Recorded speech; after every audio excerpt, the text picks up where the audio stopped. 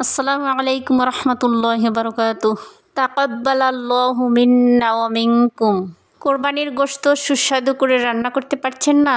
কোনো চিন্তা নেই, আমি নিয়ে এসেছি কিভাবে সুস্বাদু এবং সফট করে কোরবানির গোশত রান্না করবেন। তাহলে আর দেরি না করে চলুন জেনে নেই আমার রেসিপিটি।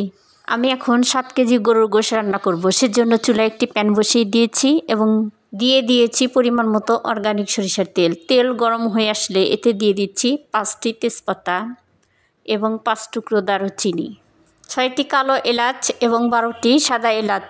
এই মশলাগুলো তেলের সাথে খুব ভালো করে ভেজে নিব।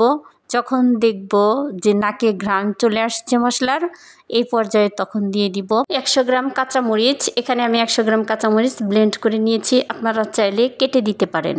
এখন দিয়ে দিচ্ছি হাফ কেজি পেঁয়াজ পেস্ট, দিয়ে দিচ্ছি 200 গ্রাম আদা পেস্ট এবং 150 গ্রাম রসুন পেস্ট। এবার সবগুলো মশলা নেড়ে চেড়ে দিচ্ছি।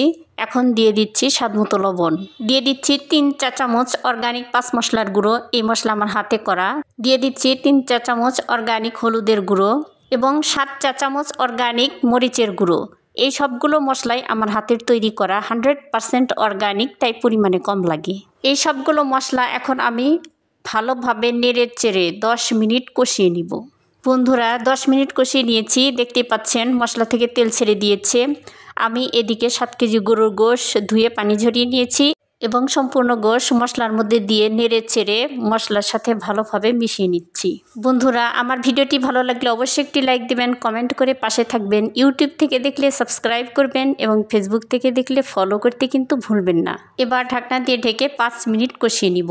5 মিনিট পর আবার উল্টে পাল্টে নেড়ে চেড়ে দিচ্ছি। নেড়ে চেড়ে দেওয়ার পর আবার ঢাকনা দিয়ে ঢেকে 5 মিনিট কষিয়ে নিব। এভাবে প্রায় 1 ঘন্টা রান্না করলেই পারফেক্ট সিদ্ধ হয়ে যাবে।